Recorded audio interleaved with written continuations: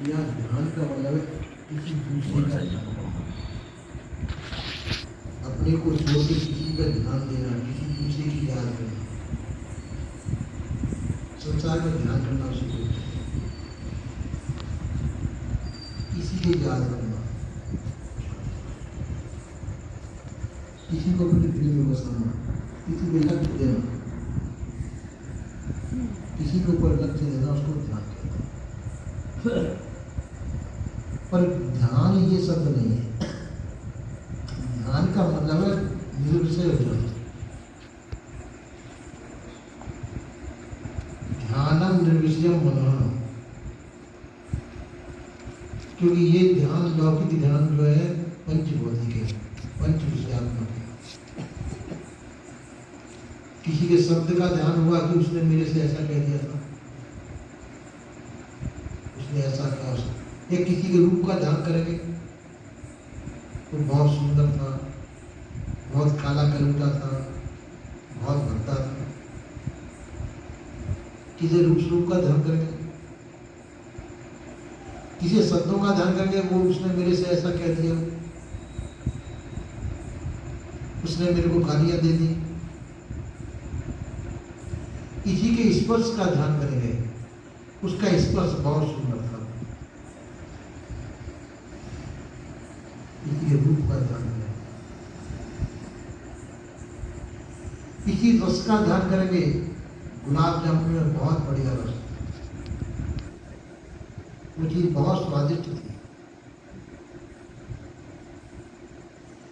किसी खुशबू का ध्यान करेंगे, गुलाब के फूल में बहुत अच्छी खुशबू होती है। या किसी और चीज की ध्यान करेंगे, खुशबू का ध्यान। कुछ लोग गंध के द्वारा किसी वस्तु को ढूंढ लिया करते हैं, गंध से उनका विशेष संज्ञान होता है। तो पर ये बहिर्मुख ध्यान हो गया। ये जो ध्यान है बहिर्मुख, अपने से भिन्न किसी दूसरे का ध्यान करना। संसार में भौतिक वस्तुओं का ध्यान करना, मनोवांछित वस्तुओं को ध्यान करना, और उससे प्राप्त क्या होगा? संसार ही प्राप्त होगा। इन ध्यान, संसार का ध्यान करोगे तो संसार ही मिलेगा। और आप संसार में सुखी नहीं रह सकते, संसार के ध्यान से सुखी नहीं हो सकते। संसार के ध्यान से संसार के क्लेशों में रहना पड़ेगा, संसार के क्लेश भोगने पड़ेगा, जो दुखकारक है।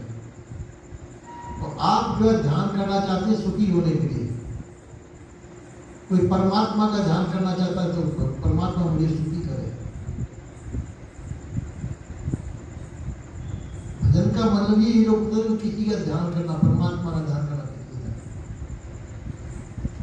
इन ध्यानों से कोई सुखी नहीं हो सकता, कोई संकट से नहीं छूट सकता। तो जैसे संतों ने कहा कि ध्यान क्या, कि ध्यान निर्विषय मन का निर्विषय हो जाना चाहिए। मन के अंदर कोई भी विषय न हो, शब्द स्पर्श रूप रस गंध, ये सब चीजों से मन का हट जाना ध्यान है। सबसे हट करके क्या होगा? वो निकलना रह जाएगा। क्योंकि जहां वृत्तियां हमें किसी संसार पे लगा रखी थी, अपनी वृत्तियों को संसार की किसी मनोवांछित चीज पर टिका रखा था, तो जिस पर ध्यान लगाते हैं वही मनोवृत्ति हमारी बनती है। और जो ध्यान को, जो हमारे लक्ष्य को सब तरफ से हटा दिया, संसार से हटा दिया लक्ष्य, तो जब सब तरफ से लक्ष्य को हटा दिया जाएगा तो वह लक्ष्य आपका अपना। हालांकि अपने आप का ध्यान करना नहीं पड़ता, वो ध्यान हो जाता। संसार की सब चीजों से आप अपने लक्ष्य को हटा लेंगे तो लक्ष्य कहाँ ठहरेगा? लक्ष्य के अंदर ठहरेगा, आपके अंदर ही ठहरेगा। पर वो संसार के लिए, संसार के विषयों का ध्यान नहीं है,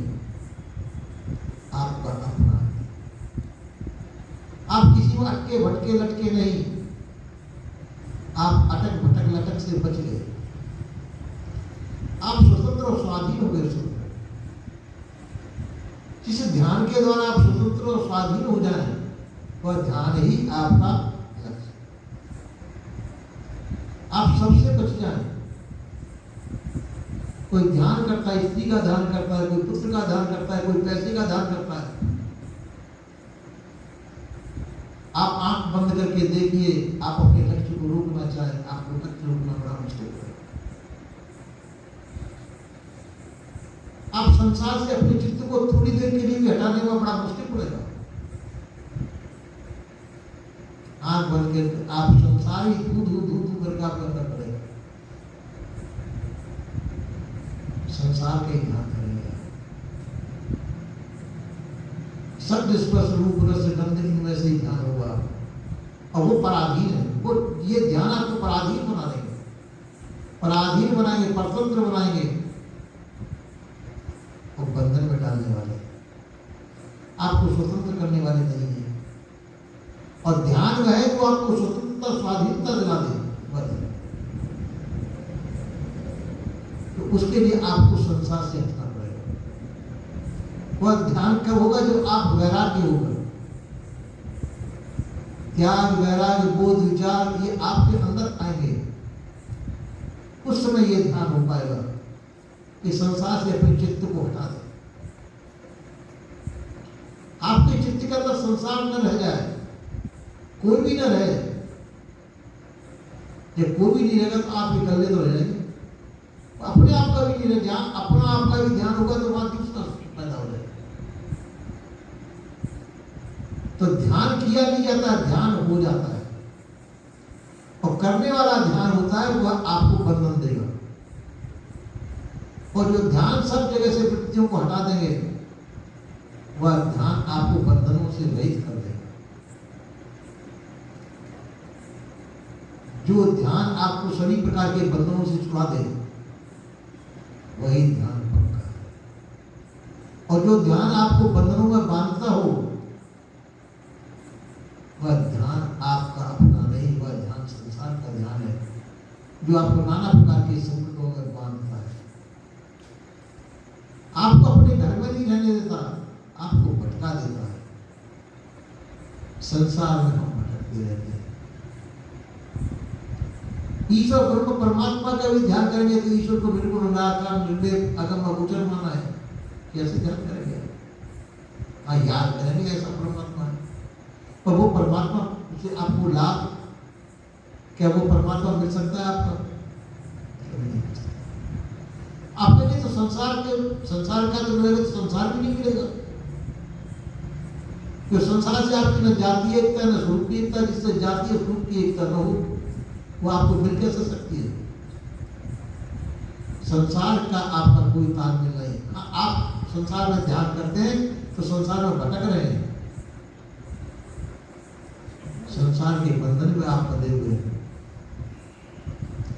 तो संसार के बंधनों का ध्यान कर रहे हैं, छुटकारे का ध्यान, वहां संसार की कैद में कैद होने का ध्यान कर रहे हैं।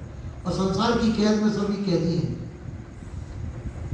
संसार की कैद में सभी पड़े हुए हैं, स्वतंत्र नहीं हो सकते। स्वतंत्र जब होंगे जब आप त्याग वैराग बोध विचार से युक्त होंगे और संसार से अपनी मनोवृत्तियों को हटा देंगे।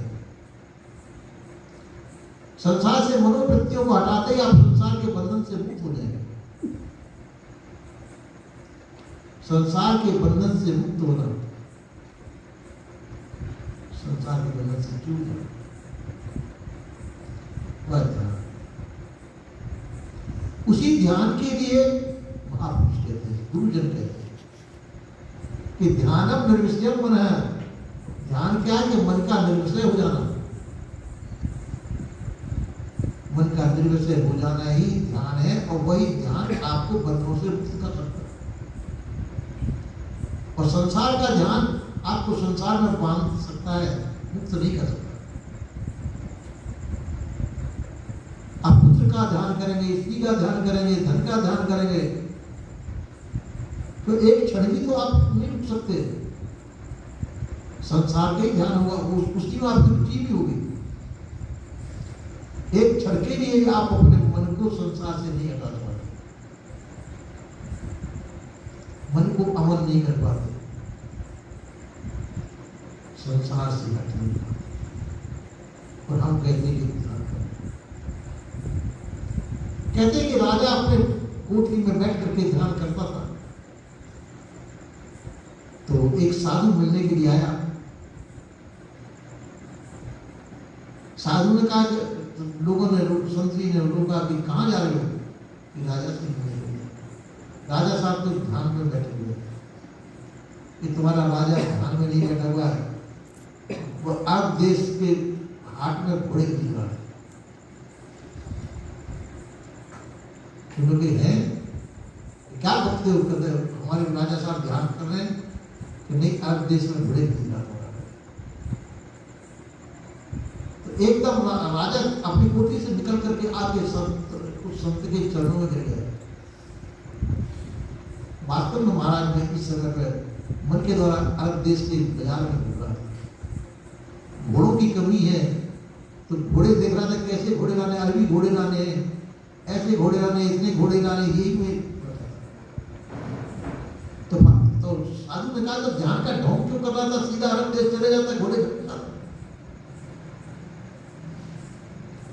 लेकिन वो तो ठीक है, पर बाध्य के मन तो कहीं नहीं कहीं जाएगा, खाने में जाएगा, पीने में जाएगा, संसार में कहीं नहीं लगेगा। ये तो वो ध्यान नहीं है, वो संसार के बंधन में जा रहा है। तू ध्यान कहाँ हुआ? ध्यान सबसे छुड़ाता है, मानता नहीं है। ध्यान से तो मुक्त होता है व्यक्ति, ध्यान से बंधन में नहीं पड़ता है। वह ध्यान कभी हो सकता है जब आप वैराग्यवान होंगे।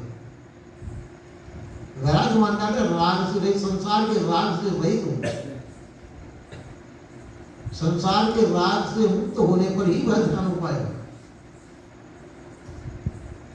और संसार का राग मिटता नहीं है। आपने क्यों मिटता? तुम मिटा के देखो, थोड़ी देर के आंख बंद करके देखो,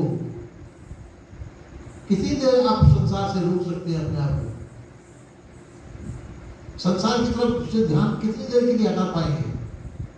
तो कितना बड़ा है ध्यान करना।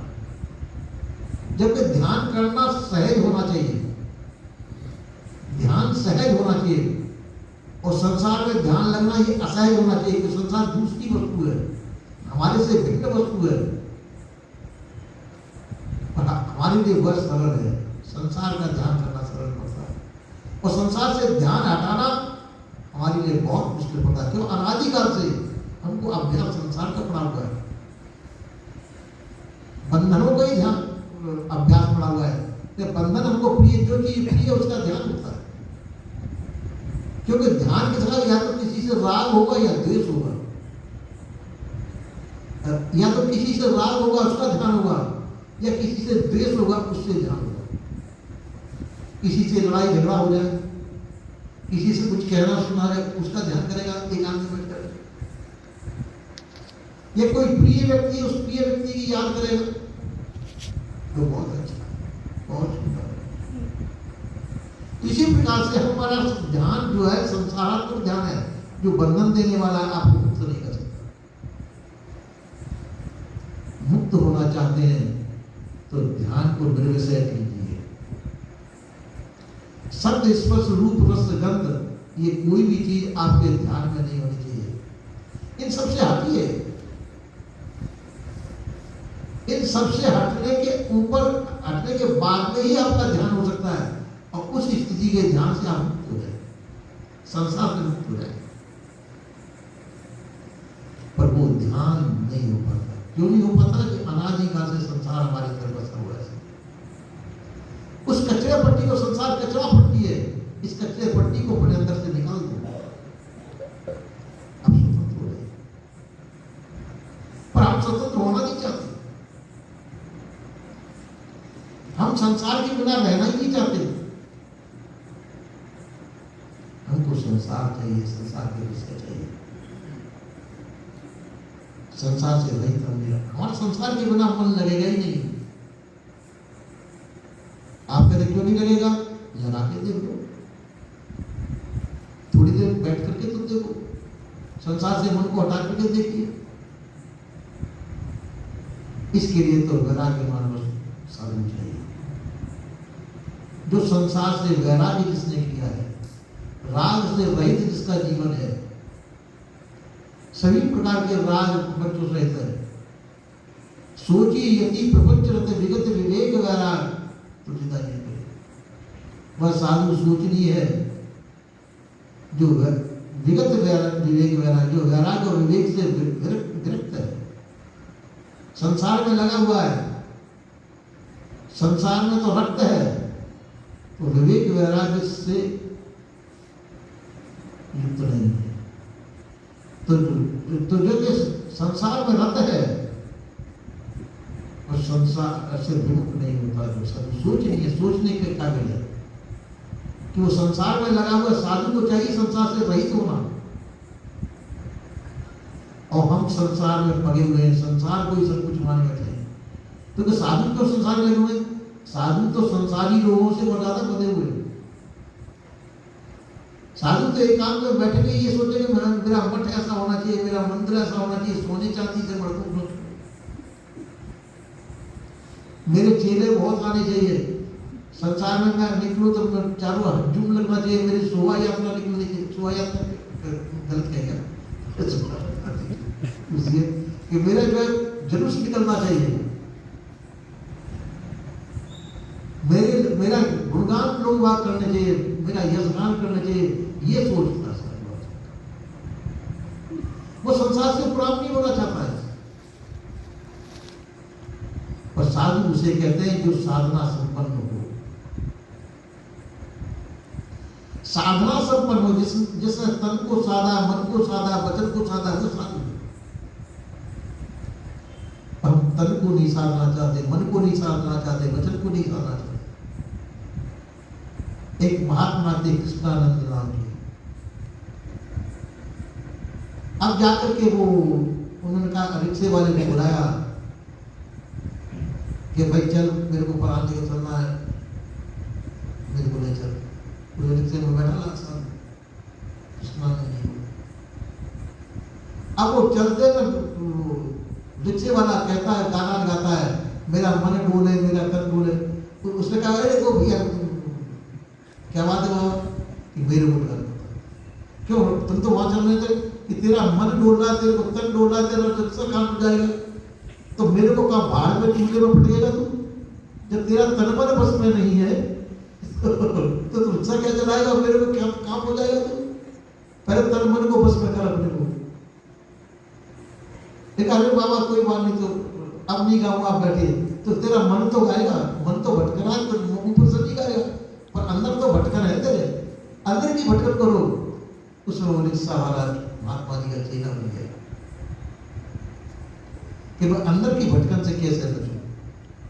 तो सभी भटक रहे अंदर में, सभी नहीं कहना चाहिए, कोई त्यागमान, वैरागमान, बोधमान, विचारमान संत नहीं भटक रहे, पर बहुत कम है।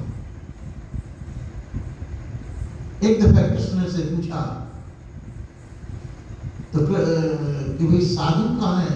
तो ऐसे व्यक्ति मेरे बोध में है, ऐसे भक्त मेरे याद में रहते हैं, ऐसे भक्तों का मैं चिंतन करता हूँ। तो कहा कि ऐसे भक्त कहाँ रहेंगे जो वीतराग हो।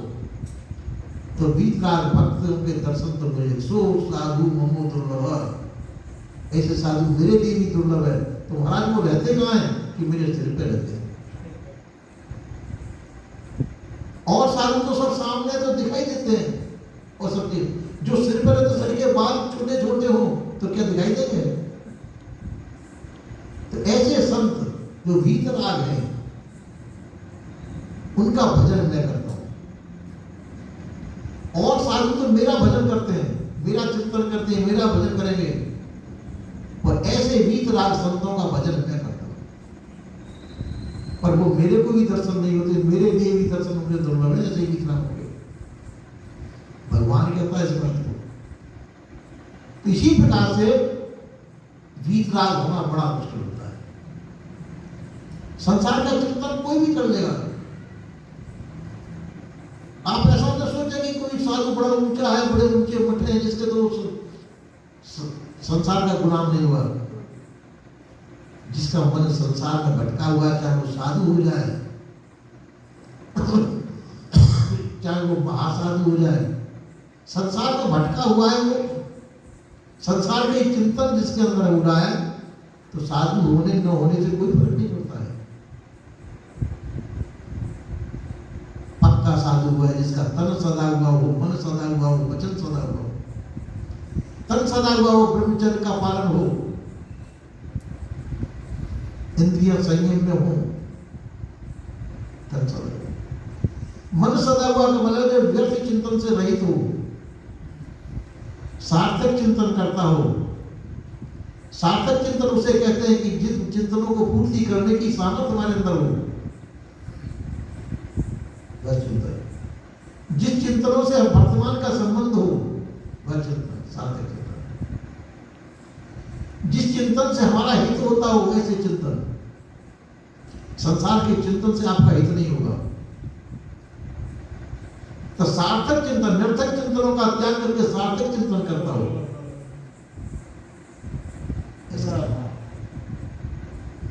इसी प्रकार से संकल्प विकल्प से रहित हो। तो मन संयम का मतलब है मन जो है संयमशील हो, व्यक्ति चिंतनों से रहित हो। इसी प्रकार से साधु कहते हैं जिसका सदा हुआ मन हो, तन सदा हुआ हो, मन सदा हुआ हो और वचन सदा हुआ हो। वचन सदैव हुए का मतलब है जो झूठ नहीं बोलता हो, सार्थक बोल बोलता हो, व्यर्थ बातें नहीं करता हो। आजकल तो देखो कदर कोई व्यक्ति चुप रहना मुश्किल है। उसको कहो कि भाई तुम निकल ले रहो, साधन करो, भजन करो, वो निकल ले रह नहीं सकता है। वो बाहर बैठेगा, आकर गपशप मारेगा, कुछ नहीं तो मन ही मन में बड़बड़ाएगा वो। और जब तक मन भी सदा हुआ हो, जब तक वो साधु का साधना हो, पक्की हो, संसार का चिंतन न करता हो, संसार में बड़बड़ाता नहीं हो। कुछ क्षण तो इतना करे, ज्यादा नहीं कर सकते। हम संसार में बड़बड़ाते हैं। जोर से बोलेंगे तो कोई पागल कहेगा हमसे। संसार में इकल्ले बैठे और संसार में बड़बड़ा रहे तो पागल कहेगा कोई, तो वो तो पागल है। पर आप बड़बड़ाने को रोक करके बैठे तो मन से बड़बड़ाएंगे, मन संसार में दौड़ेगा आपका, तो वो भी तो पागलपन है। तो पागलपन से बचना है तो मन को संसार से रोकिए, संयम कीजिए मन के ऊपर। व्यर्थ वचन, व्यर्थ वार्ता, व्यर्थ चिंतन से रहित हो। व्यर्थ चिंतन न हो, व्यर्थ वार्ता न हो और व्यर्थ काम आपसे न होते हो, तो आप साधु हैं। वह साधु ही संत कब बनते हैं? जब काम को लोभ मोह भय से रहित हो जाते हैं। क्योंकि जिनकी चित्त शांत है, जिनका चित्त शांत हो चुका वह साधु संत है। जिनकी मनोवृत्ति शांत हो चुकी है। साधु किसे कहते हैं? साधना संपन्न, जिसने तन मन वचन साधने की साधना करता है साधु है। और संत किसे कहते हैं? जिसके अंतर्द्वंद शांत हो चुके हैं, काम को लोभ मोह भय जिसके शांत हो चुके हैं, जिसकी मनोवृत्तियां शांत हैं, वह संत है। पर कि हम ऐसा नहीं कर पाते। हम अपने आप को साधु मानते हैं, पर ऐसा नहीं करते तो हम वह नहीं करते जो हमको करना चाहिए। और शांति जब ही मिलेगी जब संसार से मनोवृत्तियां शांत होंगी। और संसार हमको दे भी क्या सकता है? संसार से हमको कुछ भी प्राप्त नहीं हो सकता। संसार हमको दुख दे सकता है, संसार हमको भटका सकता है, संसार हमको सही रास्ते पर नहीं ला सकता। यदि आपको सही रास्ते पर आना है तो संसार के रास्ते से हटिए, संसार के भटकन को छोड़ दीजिए। आप स्वस्थ स्वस्थ जब ही है जब संसार के विकार आपके अंदर न हो, जब ही आप स्वस्थ हैं। यदि संसार के मनोविकार आपके अंदर भ्रमण कर रहे हैं, आप स्वस्थ नहीं है, आप रोगी है। कोई संसार रूपी रोग आपके अंदर लगा हुआ है, आप रोगी है। जब तक आप संसार का चिंतन करेंगे, जब तक आप संसार के गुलाम हैं, संसार के बिना नहीं रह सकते आप, संसार के चिंतन के बिना नहीं रह सकते, संसार के बिना आपका मन भी लगता है। आपके पास संसार का कोई व्यक्ति ना हो तो आपको मन नहीं लगे तो समझो संसार के गुलाम है। कहा है तब लग जोगी जगत गुरु, जब लग रहे निराश, जब आशा ही मैं जगी, तो जग गुरु योगी दास। योगी संसार का गुरु कब तक है? जब तक संसार से निराश है। जब लग योगी जगत गुरु, तब लग योगी जगत गुरु, जब लग रहे निराश, जब तक संसार से निराश है। जब आशा ही है मुझे, जब संसार की आशा हमारे हृदय में हो जाती है, संसार से मुझे ये चाहिए वह चाहिए, मुझे मठ बनवाने, मुझे से बनाने, संसार से रुपया पैसा चाहिए, संसार से इच्छा करता साधु,